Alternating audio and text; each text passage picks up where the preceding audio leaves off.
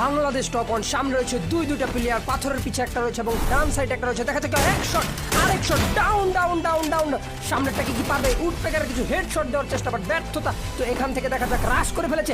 দেখা যাচ্ছে এক শট, ইয়েলে আরেকটা শট যদি কানেক্ট করতে পারবে। ইয়েলে কি শুই আছে সম্ভবত, কনফার্ম করতেছে না। এখানে কি বাংলাদেশ টপ অন ওরফে মাহফুজ ভাইকে সুযোগ দেওয়ার চেষ্টা করতেছে এবং সামনের প্লেয়ারটা কিন্তু অলরেডি জুন থেকে বেঁচে এসেছে এবং সে তার টিমমেটকে অলরেডি রিভাইভও করে দিছে।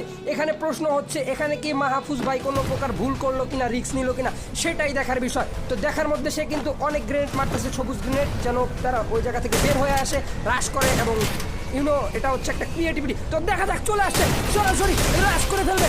দেখা যাক, লা লা লা লা লা লা লা লা লা লা লা। ও লা লা রে ভাই, ঢেলে হেল্প পাই ভাই। ও ও ও ও রে ভাই, রে ভাই, কি একটুর জন্য বাইরে বাইরে কি ছিল ভাই, কি ছিল। যারা খুব সহজে ডায়মন্ড পেতে চাও, ইটস বাজার দেখতে পারো। বিশ্বাস না হলে আমার আইডির বায়োতে লিঙ্ক দেওয়া আছে, যারা